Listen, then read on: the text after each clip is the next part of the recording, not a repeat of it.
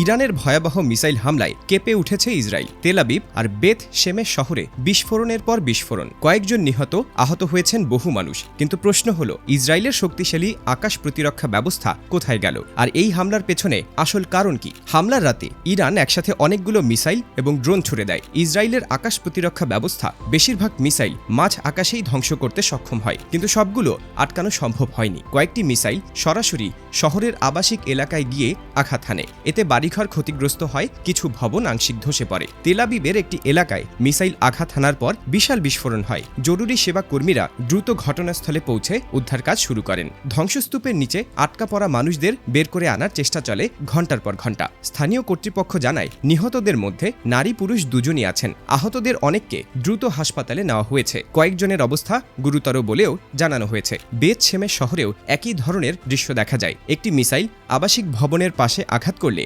আশেপাশের বাড়িগুলো ক্ষতিগ্রস্ত হয়। অনেকেই আতঙ্কে ঘর ছেড়ে নিরাপদ আশ্রয়ে চলে যান। শিশুরা কান্না করছে, পরিবারগুলো উদ্বিগ্ন। এমন দৃশ্য সামাজিক মাধ্যমে ছড়িয়ে পড়েছে। এখন প্রশ্ন উঠছে, ইসরায়েলের শক্তিশালী আকাশ প্রতিরক্ষা ব্যবস্থা কি ব্যর্থ হয়েছে? ইসরায়েলের দাবি, তাদের প্রতিরক্ষা ব্যবস্থা অধিকাংশ মিসাইল ধ্বংস করেছে। বিশেষ করে আয়রন ডোম নামে পরিচিত সিস্টেমটি বহুবার দেশের মানুষকে বড় বিপদ থেকে রক্ষা করেছে। কিন্তু যখন একসাথে অনেক মিসাইল ছোড়া হয়, তখন কিছু মিসাইল ফাঁকি দিয়ে ঢুকে পড়তে পারে। সামরিক বিশেষজ্ঞরা বলছেন, শতভাগ সুরক্ষা কোনো দেশই দিতে পারে না, বিশেষ করে এমন বড় আকারের হামলার সময়। ইরান বলছে, তাদের এই হামলা ছিল প্রতিরোধমূলক। তাদের দাবি, আগে থেকে তাদের লক্ষ্য করে যে আক্রমণ করা হয়েছে সেটাই ছিল বেআইনি এবং বিনা উস্কানিতে, তাই তারা জবাব দিয়েছে। তবে ইসরায়েল এই অভিযোগ অস্বীকার করেছে এবং বলেছে, তারা নিজেদের নিরাপত্তা রক্ষায় যা প্রয়োজন তাই করেছে। এই সংঘাত শুধু দুই দেশের মধ্যে সীমাবদ্ধ নেই। মধ্যপ্রাচ্যের আরও কয়েকটি দেশ এখন চরম সতর্ক অবস্থায় রয়েছে, কারণ এই অঞ্চলে বিভিন্ন দেশের সামরিক ঘাঁটি রয়েছে।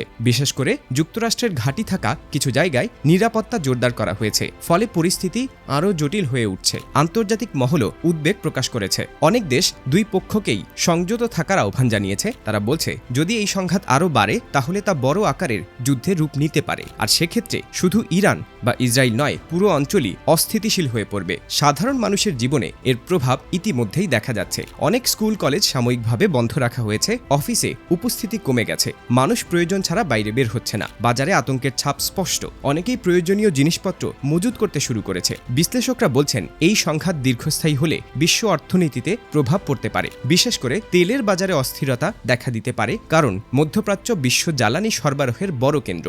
যুদ্ধ পরিস্থিতি দীর্ঘ হলে জ্বালানির দাম বাড়তে পারে, যার প্রভাব পড়বে সারা পৃথিবীতে। তবে এখনও দুই পক্ষই বড় ধরনের স্থলযুদ্ধে জড়ায়নি, তাই অনেকেই আশা করছেন আন্তর্জাতিক চাপের মুখে পরিস্থিতি শান্ত হতে পারে। কূটনৈতিক আলোচনার সুযোগ এখনও পুরোপুরি শেষ হয়ে যায়নি। বিশ্ব নেতারা বারবার সংলাপের আহ্বান জানাচ্ছেন। সব মিলিয়ে পরিস্থিতি অত্যন্ত সংবেদনশীল। একদিকে শক্তিশালী সামরিক ক্ষমতা, অন্যদিকে রাজনৈতিক উত্তেজনা। এই দুইয়ের সংঘাতে সাধারণ মানুষই সবচেয়ে বেশি ক্ষতিগ্রস্ত হচ্ছে। রাতের ঘুম হারাম, ভবিষ্যৎ নিয়ে অনিশ্চয়তা, এমন বাস্তবতার মধ্যেই দিন কাটাচ্ছে বহু পরিবার।